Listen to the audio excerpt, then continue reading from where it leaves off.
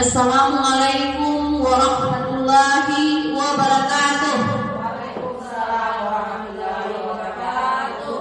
Syukur alhamdulillah kita panjatkan kepada karunia Allah Subhanahu wa taala yang telah memberikan kita kesehatan sehingga kita dapat berada di ruangan yang sederhana ini.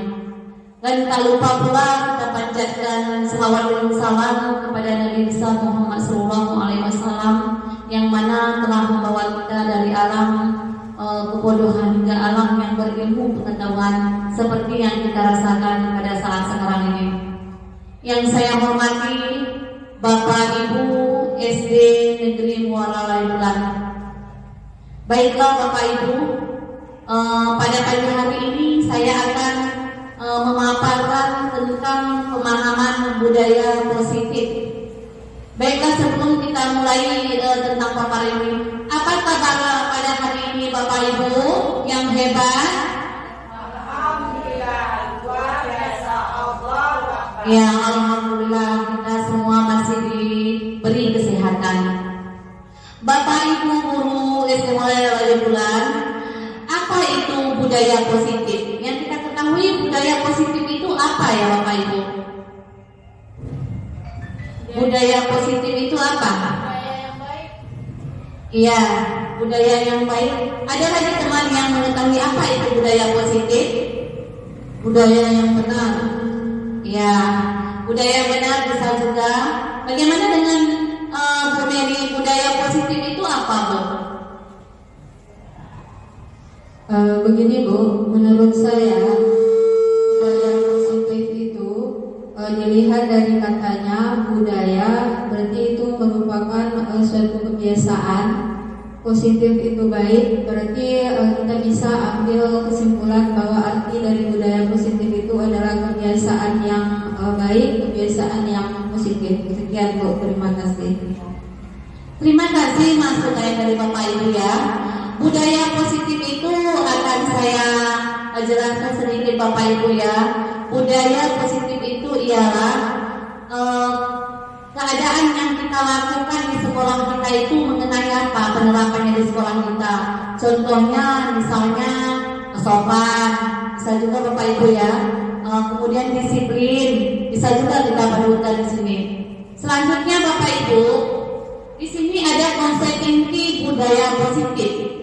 Konsep inti budaya positif ini yaitu perubahan paradigma belajar, kemudian disiplin positif, nilai-nilai kebajikan, kebutuhan dasar manusia, motivasi perilaku manusia, posisi kontrol, keyakinan kelas, dan segitiga restitusi. Dalam budaya positif ini nanti kita membahas masing-masing dari konsep inti budaya positif ini. Selanjutnya pembelajaran dengan paradigma baru.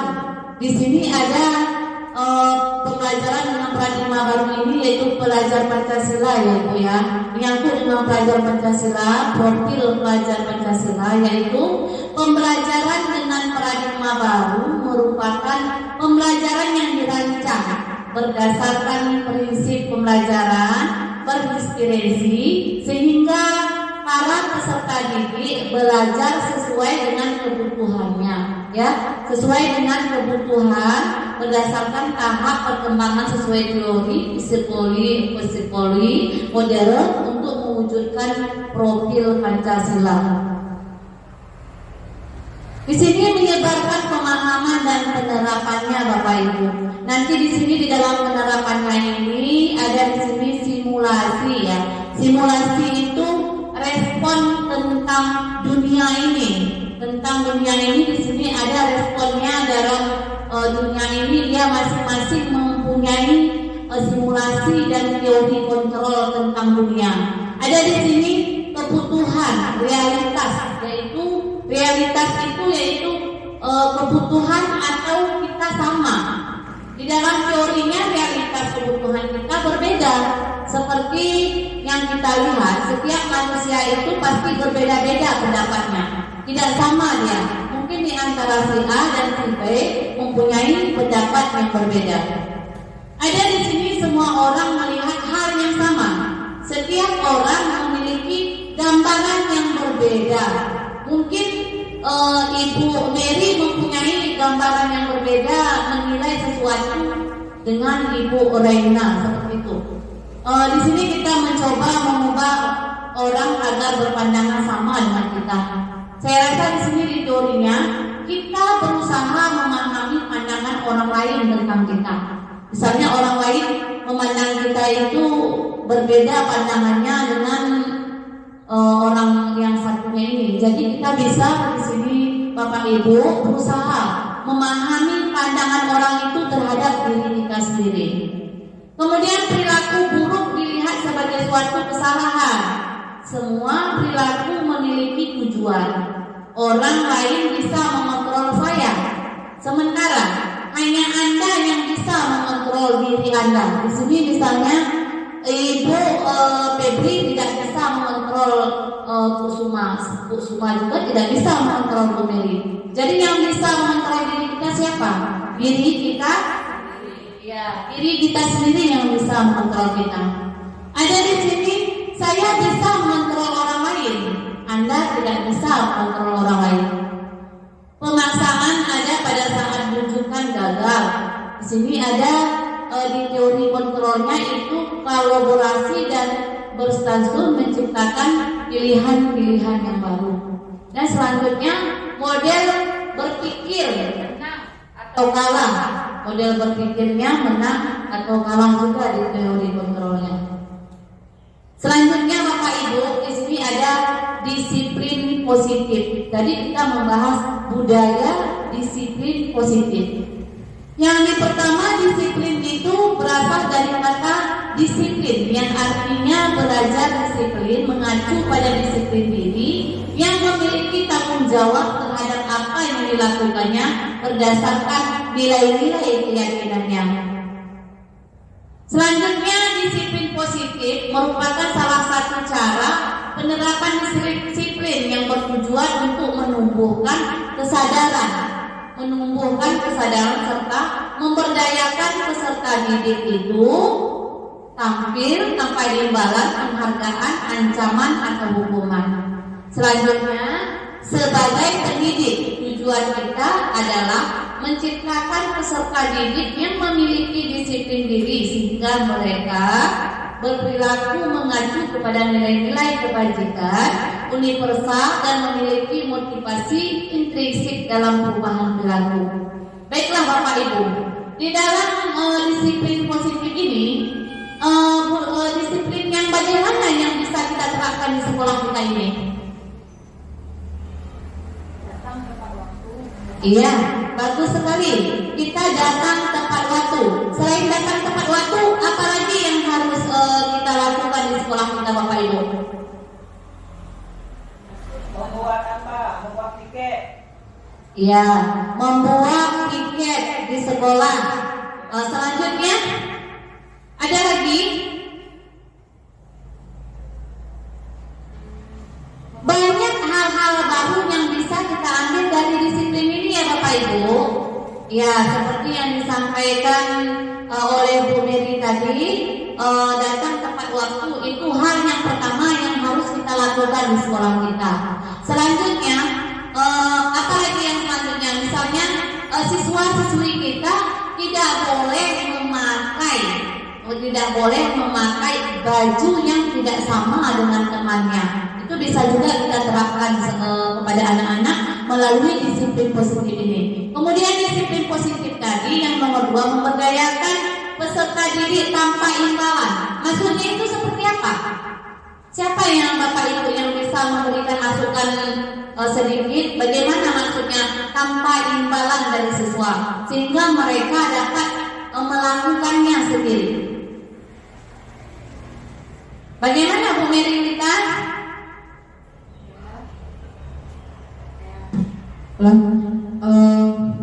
Disiplin itu siswa itu diharapkan mematuhi peraturan itu dengan tidak ada imbalan apapun dari guru. Misalnya siapa yang datang cepat diberi hadiah 1 buah pulpen. Nah itu tidak diperbolehkan karena kita harapkan disiplin terhadap siswa itu itu datang tepat waktu, berasal dari dirinya dan tidak mengharapkan imbalan dari guru atau siapapun. Iya, terima kasih Bu Berlita.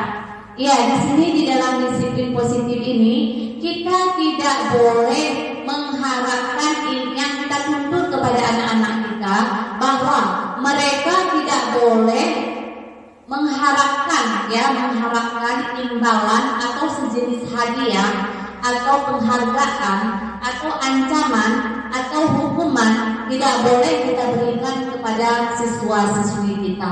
Namun bagaimana agar disiplin positif ini bisa terlaksana di sekolah kita?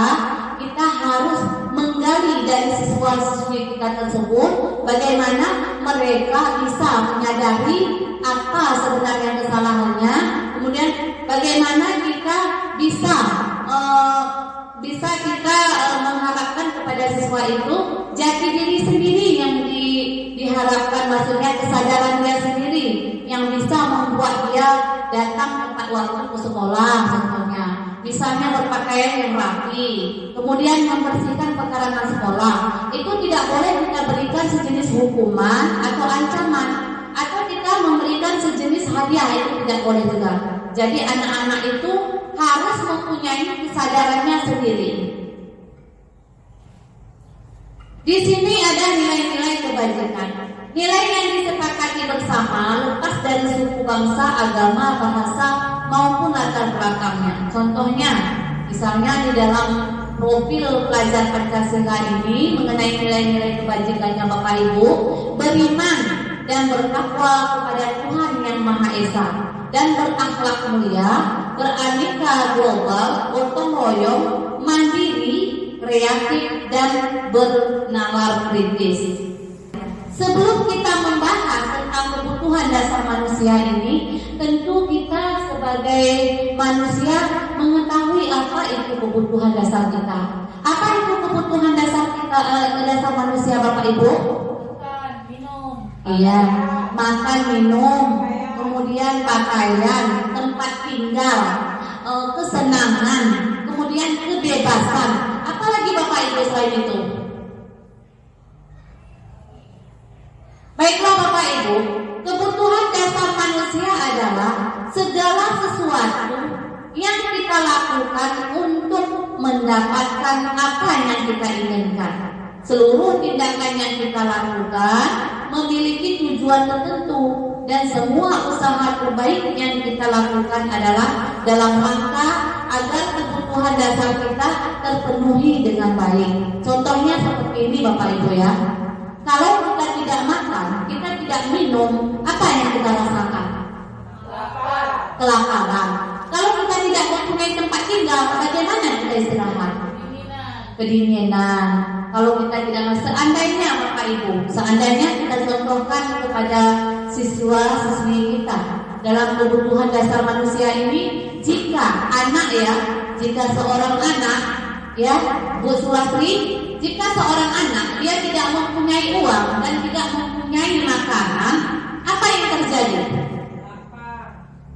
Dia tidak mempunyai uang untuk membeli kue, kemudian dia sangat lapar. Hal apa yang bisa dilakukannya? Iya, anak-anak tersebut bisa mencuri jika kepenuhannya tak terpenuhi. Seperti itu. Kemudian kita sebagai manusia, kita juga menginginkan kesenangan. Kita ingin, maksudnya kebebasan. Kesenangan dalam hal apa yang kita dapatkan? Misalnya kita ingin mempunyai kesenangan dengan cara yaitu bermain-main dengan rekan sejawat, saya rasa seperti itu. Kemudian apalagi kesenangan kita jalan-jalan kemana Bapak Ibu? Jalan-jalan, rekreasi. Di situ kita tentu mendapatkan kesenangan. Itulah kebutuhan dasar manusia. Selanjutnya 5 kebutuhan manusia yang saya jelaskan tadi, yaitu yang pertama, bertahan hidup, makanan, tempat tinggal, pakaian, kesehatan, dan keamanan. Percuma saja kalau kita hidup di dunia ini kalau kita tidak aman. Kemudian yang kedua, kasih sayang. dikasih sayang, diterima, dipedulikan berbagai kerja amal menjadi bagian dalam kelompok. Contohnya, kita hidup di dunia ini, namun kita tidak dipedulikan, tidak mempunyai teman, tidak mempunyai tetangga. Apa yang kita rasakan pada diri kita? Tentu kita merasa sedih, karena semua orang tidak mau berteman dengan kita. Selanjutnya, di ketiga, penguasaan harga diri. Apakah kita sebagai manusia harus mempunyai harga diri, Bapak Ibu? Iya, kita harus mempunyai harga diri. Kita harus dihargai orang. Kemudian keinginan untuk dianggap. Kita juga kepingin sebagai manusia itu bahwa teman-teman kita ini mengangkat diri kita itu ada. Seperti itu. Kemudian memimpin berprestasi, diakui dan didengarkan pendapat dari kita kepada orang lain. Selanjutnya kebebasan, mandiri, memiliki pilihan, mencoba hal-hal yang baru. Kita tidak ingin dipaksa ya Bapak Ibu. Kalau kita hidup di dunia ini, segala tindakan yang kita lakukan, apakah kita ingin dipaksa? Tidak, kita tidak ingin dipaksa. Kita juga kepingin bagaimana kita bisa mandiri. Kemudian bagaimana kita bisa memiliki pilihan kita sendiri. Kita juga kepingin mencoba hal-hal yang baru. Apa yang belum kita lakukan, kita kepingin juga mencobanya. Namun, jika ada paksaan dari orang lain, apakah kita setuju Bapak Ibu? Tidak, pasti kita memberontak. Mengapa mereka tidak memberikan kebebasan kepada saya? Kemudian yang kelima, kesenangan. Kesenangan itu, pernahkah kita sebagai guru ketawa Bapak Ibu? Iya, kita pernah merasakan bahagia Bapak Ibu? Pernahkah kita merasakan bahagia? Iya. Pernahkah kita bermain humor Bapak Ibu kepada teman-teman sejawat kita? Iya, sering Bapak Ibu ya. Ketika kita membuatkan humor di tempat kita, ya, sesama kita mengajar di sini, kita membuatkan humor, membuatkan lucu-lucuan, pasti kita ketawa. Disitulah kesenangan yang kita dapatkan. Selanjutnya motivasi perilaku manusia. Di sini Bapak Ibu ada dua motivasi yang kita lihat. Yang pertama yaitu motivasi intrinsik. Yang kedua motivasi ekstrinsik. Nanti saya akan meminta pendapat dari Bapak Ibu. Yang manakah di antara yang kedua ini yang harus kita terapkan di sekolah kita? Contohnya, yang pertama yaitu motivasi intrinsik untuk menjadi orang yang mereka inginkan. Kemudian, dan menghargai diri sendiri dengan nilai-nilai yang mereka percayai. Dalam arti kata Bapak Ibu, jika ada siswa ini, dia tidak ingin kita yang memberikannya, dia harus keinginan dirinya sendiri. Apakah hal itu nanti boleh kita terapkan di sini? Kemudian yang kedua ada motivasi intrinsik. Di sini untuk mendapatkan imbalan penghargaan dari orang lain. Ketika dia tadi kan di dalam budaya positif tadi, seperti yang dibilang Ibu Mary Ulita tadi, di sini yang pertama datang tepat waktu. Ketika dia datang tepat waktu, misalnya si Budi dia datang pukul 7, kita memberikan imbalan sejenis buku dan pulpen, kue ataupun mainan. Di situ bisa dia masuk ke dalam motivasi intrinsik. Sementara kalau motivasi intrinsik ini untuk menjadi orang yang mereka inginkan, menghargai dirinya sendiri dengan nilai-nilai yang mereka percaya.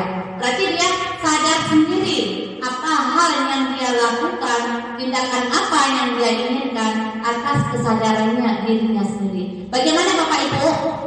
Coba dilihat dulu Bapak Ibu, motivasi mana yang kita lakukan di sekolah kita. Kita harus mendidik anak kita tersebut. Tidak boleh kita selalu dengan mengiming-imingkan sejenis hadiah atau sejenis imbalan kepada siswa itu agar dia dapat melakukan hal yang sesuatu. Kalau seperti itu kita laksanakan, kita terapkan di sekolah kita, jadi setiap apa yang mereka lakukan, mereka membayangkan, oh nanti besok saya diberinya nanti buku. Tidak boleh seperti itu Bapak Ibu ya. Jadi kita akan memakai motivasi intrinsik sesuai dengan budaya positif tadi Bapak Ibu. Di dalam budaya positif ini Bapak Ibu, kita harus menerapkan kepada siswa kita bagaimana kita bisa menyadarkan siswa-siswi kita ini agar kedepannya nanti mereka tidak mengharapkan imbalan apapun ketika mereka melakukan hal yang akan mereka lakukan. Contohnya dalam kegiatan suatu apapun.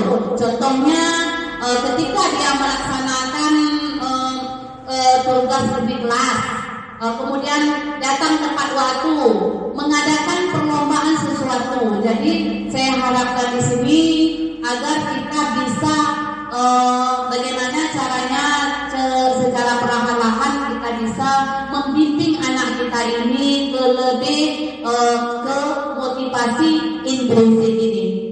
Kita membawa siswa kita ini untuk ke motivasi intrinsik ini dengan kesadaran dirinya sendiri. Hal seperti itulah yang kita harapkan kepada siswa kita nantinya yang ada di sekolah ini, agar mereka mengerjakan suatu hal tidak mengharapkan imbalan suatu apapun, baik itu dari guru maupun dari temannya, untuk melakukan suatu tindakan yang akan mereka lakukan ke depannya. Baiklah Bapak Ibu, di sini ada sejenis hukuman ya, hukuman ini nanti dalam budaya positif ini tidak terencana. Tiba-tiba murid tidak tahu apa yang terjadi berupa hukuman fisik. Kemudian ada konsekuensi. Terencana, disepakati sesuai peraturan, murid tetap dibuat tidak nyaman, sikap guru selalu memonitor murid. Dan ada di sini segitiga restitusi ini, proses menciptakan kondisi murid yang untuk memperbaiki kesalahannya. Disinilah tadi yang sambungan dari apa tadi Bu ya, positif tadi. Di sini kan kita tidak boleh menghukum siswa di dalam sekolah ini. Jika siswa melakukan suatu kesalahan, kita tidak boleh langsung memberikan hukuman terhadap siswa tersebut. Kemudian di dalam restitusi ini juga ada proses kolaboratif yang mengajarkan murid untuk mencari solusi dirinya sendiri. Nanti akan saya jelaskan bukti selanjutnya. Kita lihat ada di sini 5 posisi kontrol guru. 5 posisi kontrol guru ini yaitu penghukum, teman, pemantau, pembuat merasa bersalah, manajer. Di sini belum bisa kita jawab Bapak Ibu kalau kita belum tahu apa itu permasalahannya. Kita lihat permasalahannya Bapak Ibu. Di sini ada keyakinan kelas. Mengapa keyakinan kelas? Jadi ketika kita menjadi wali kelas, ditunjuk oleh kepala sekolah kita, sebelum kita memulai kegiatan yang ada di sekolah di kelas tersebut, kita harus dulu membuat keyakinan kelas itu. Sekarang saya mau saya tanya kepada Bapak Ibu, mengapa harus keyakinan kelas? Mengapa tidak peraturan saja? Kenapa tidak peraturan kelas? Mengapa harus keyakinan kelas? Coba dijawab Bapak Ibu. Adakah Bapak Ibu yang mau memberikan masukannya kepada saya? Saya persilahkan.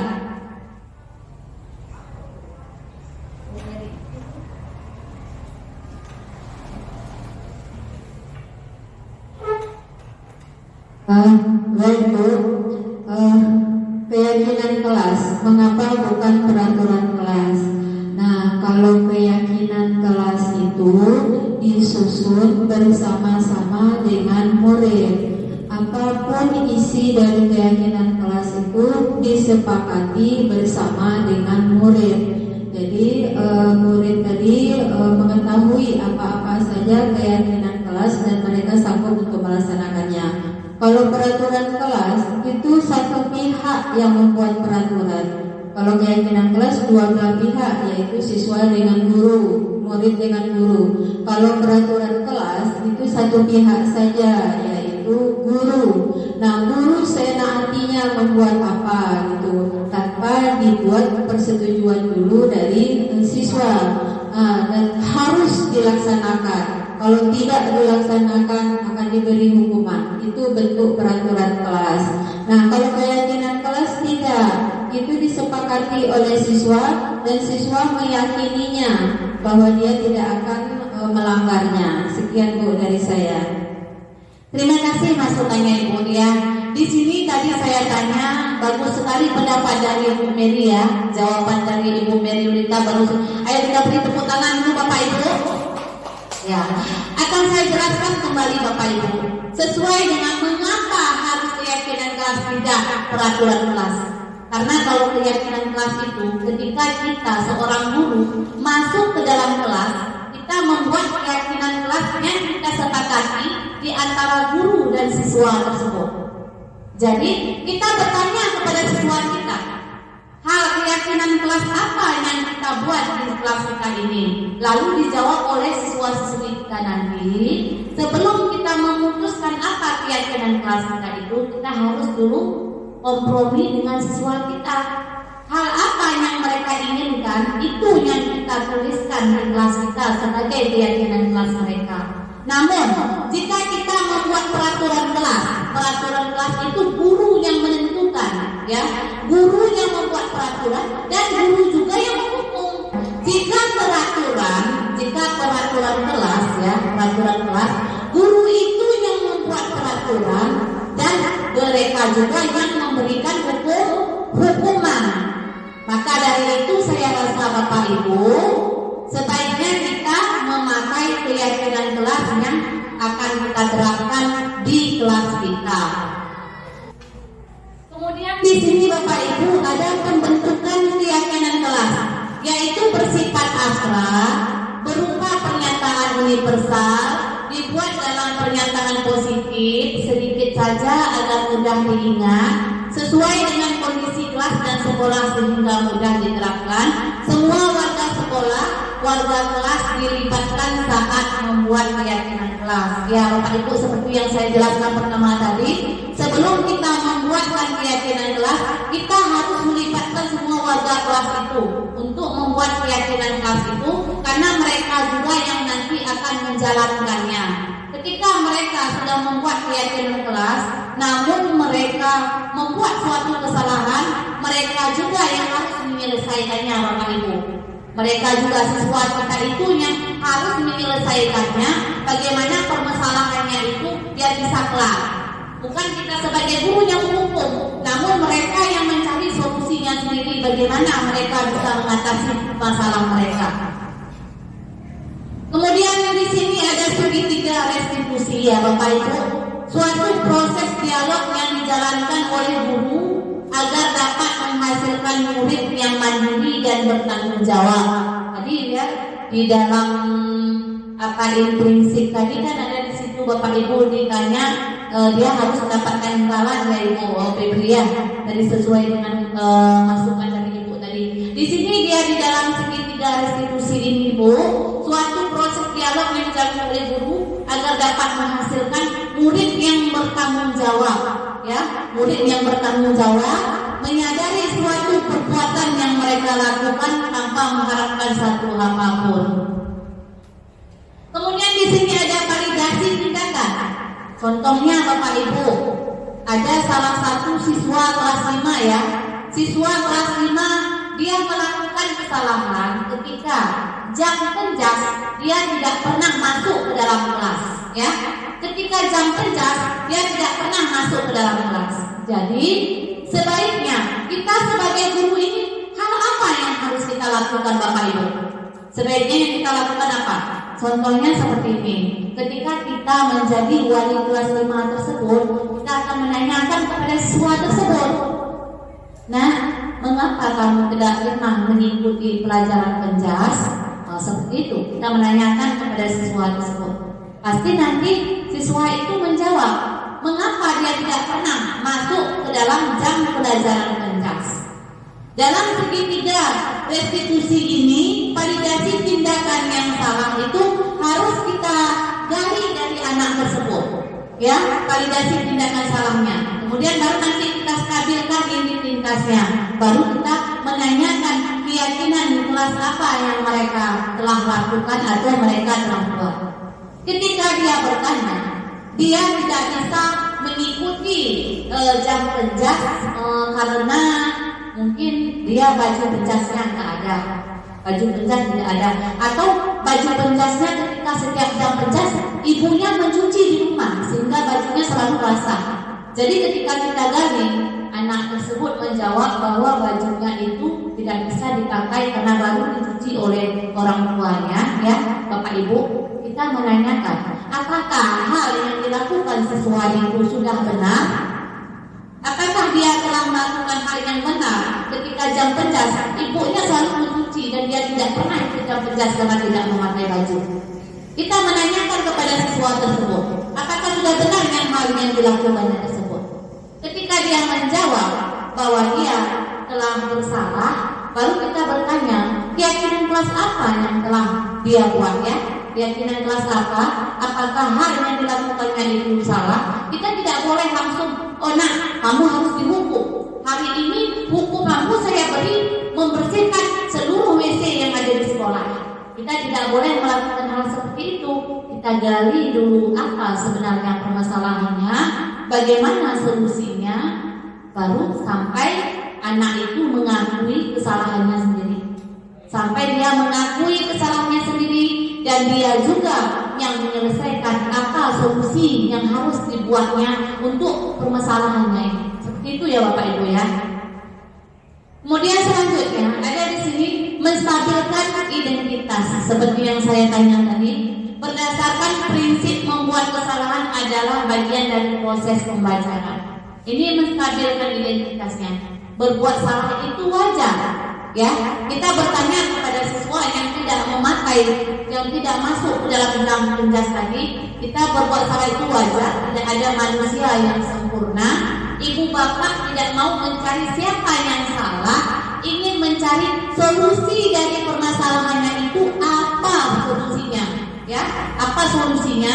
Kemudian kamu berhak merasa seperti itu. Itu cara kita menstabilkan identitas dari permasalahan siswa kita yang tidak pernah mengikuti jam pelajaran penjas tadi. Selanjutnya, validasi tindakan yang salah. Berdasarkan prinsip setiap perilaku berupaya memenuhi suatu kebutuhan tertentu. Lalu kita bertanya, kamu pasti punya alasan mengapa seperti itu ya Bapak Ibu ya. Kemudian padahal kamu bisa melakukannya yang lebih buruk dari ini. Kamu patut bangga karena telah melindungi sesuatu yang penting buat kamu. Jadi kamu melakukannya karena mempertahankan sesuatu yang penting bagimu. Ini yang kita terapkan kepada siswa kita tersebut. Tindakan salah itu harus kita jelaskan kepada siswa tersebut. Selanjutnya, menanyakan keyakinan. Ketika kita telah bertanya kepada siswa tadi mengapa dia mempunyai permasalahannya, dia mencari solusinya sendiri, kita baru meyakinkan dia, menanyakan dia apa sebenarnya keyakinannya. Apa keyakinan kelas kita? Ya, kita bertanya kepada siswa kita tadi, keyakinan kelas apa yang telah kita buat di kelas kita? Apa yang telah kita sepakati bersama? Seperti apa gambaran sebuah kelas yang ideal menurut kita? Kamu ingin menjadi orang yang seperti apa? Seperti itu. Jadi membuat keyakinan kelas itu memang kita harus sepenuhnya melibatkan siswa. Walaupun kita sebagai guru terlibat di situ, namun siswa itu yang lebih berperan penting di dalam kelas tersebut untuk membuatkan suatu keyakinan kelasnya. Selanjutnya Bapak Ibu, di sini kesimpulan Bapak Ibu ya, kesimpulannya dalam penerapan program disiplin positif ini Bapak Ibu, dalam penerapan disiplin positif ini hendaknya guru memiliki standar kepribadian, kemudian profesional dan sosial yang baik, di mana guru mampu merefleksikan dirinya dalam posisi kontrol, seperti yang telah saya berikan sedikit dari penjelasannya kepada Bapak Ibu. Saat ini bagaimana perjalanan dirinya sebagai manajer yang menuntut murid-murid menjadi insan yang mandiri, merdeka dan bertanggung jawab. Baiklah Bapak Ibu, setelah saya menjelaskan tentang 5 posisi kontrol guru tadi ya, adakah di antara Bapak Ibu yang ingin menanyakan kepada kepada saya persilahkan. Ya, silakan Ibu Febri. Saya ingin Ibu memberikan contoh kesalahan seperti apa yang bisa membuat siswa merasa bersalah. Sekian. Ya, baiklah Bu Febri Maurni ya. Saya akan menjawab pertanyaan dari Ibu. Di sini tadi saya sudah menjelaskan, namun saya ulang lagi Bapak Ibu ya. Ketika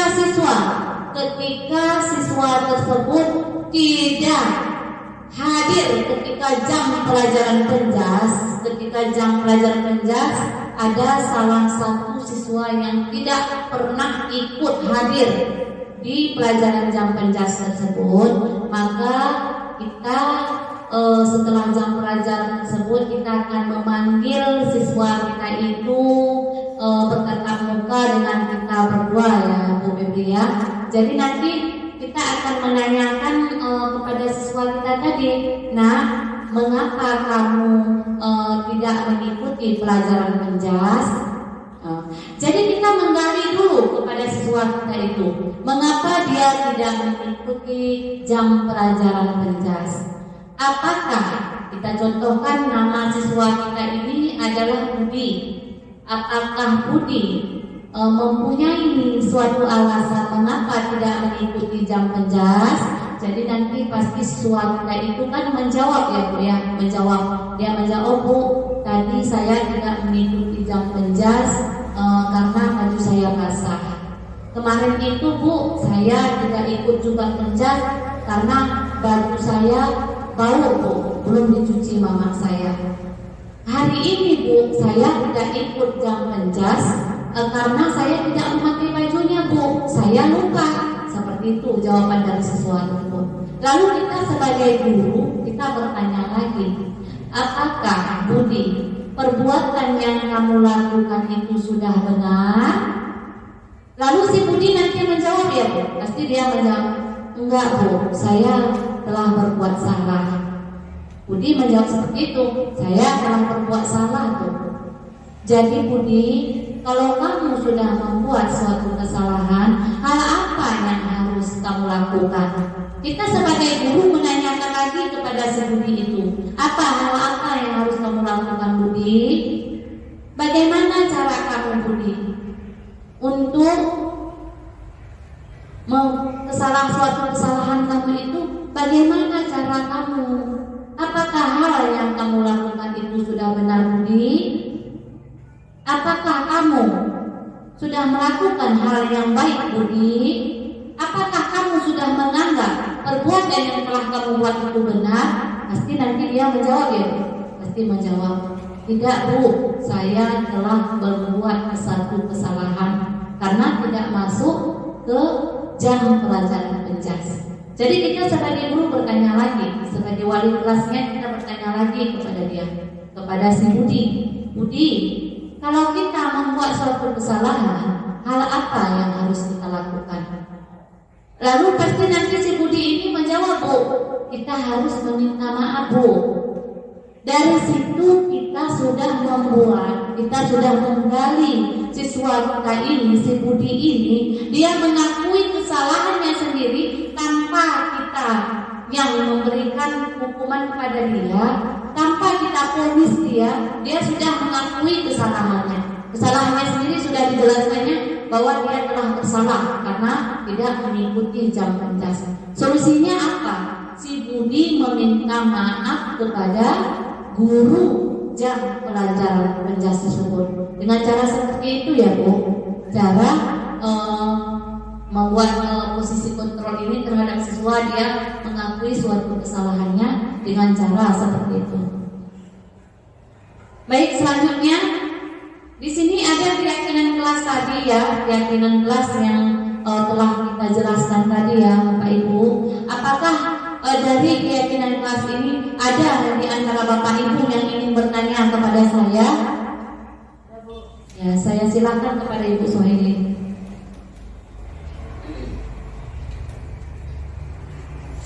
Baiklah, yang ingin saya tanyakan, Kapan kita membuat keyakinan kelas itu?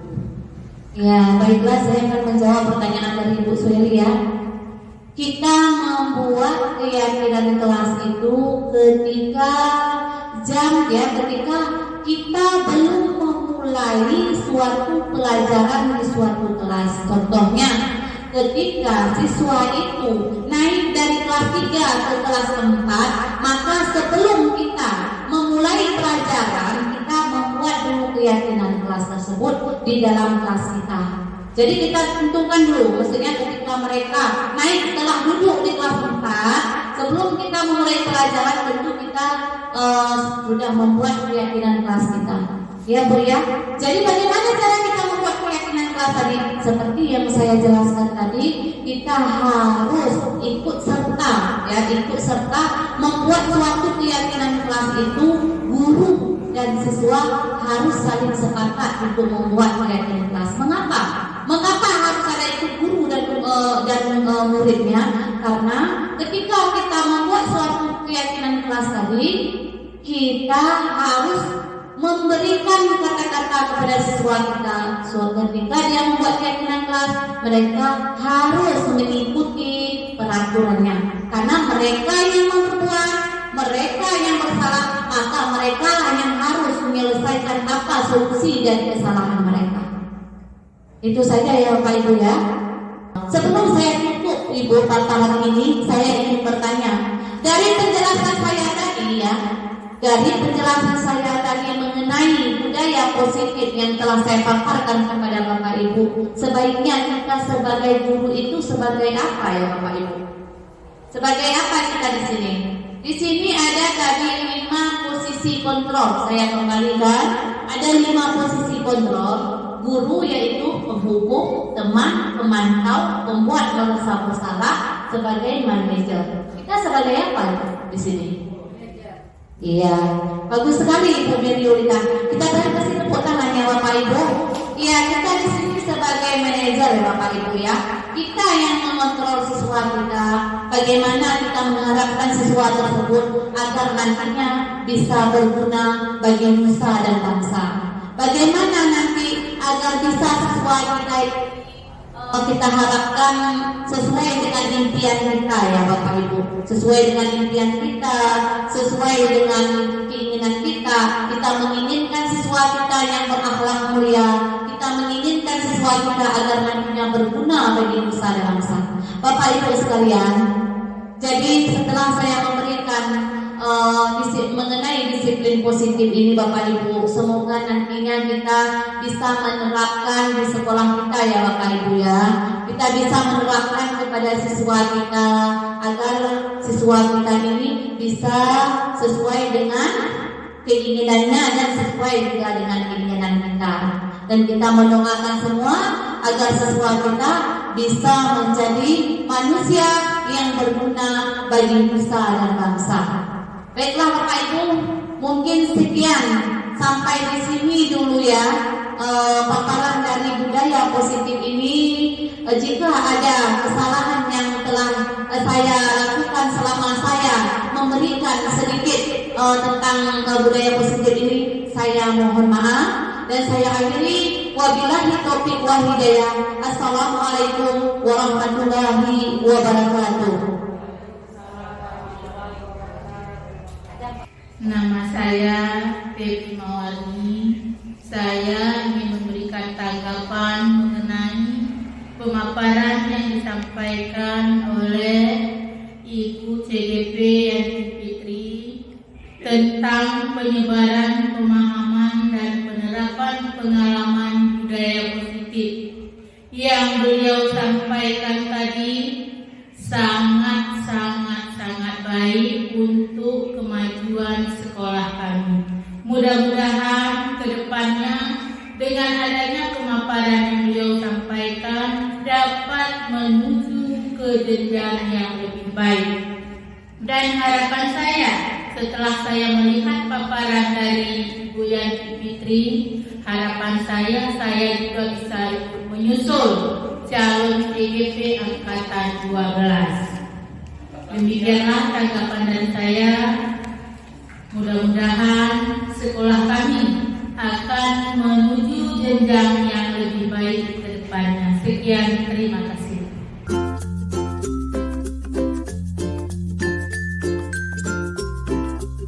Jangan berkata kasar. Ada lagi berpakaian rapi. Yang kemudian berpakaian rapi. PR harus dikerjakan. Kemudian mengerjakan PR. Berpakaian rapi, berpakaian rapi. Ayo. Nggak ada yang menulis datang tepat waktu. Ada yang menulis datang tepat waktu? Ada? Ayo kita lihat, nanti kita samakan ya Ibu ya. Ya nanti kita samakan. Oh yang ini datang ke sekolah tepat waktu. Ada lagi yang belum siap? Ada lagi yang belum selesai? Ayo ditempel. Tempel di sini ya. Ayo di sini buat Ibu. Nah, ini apa ini?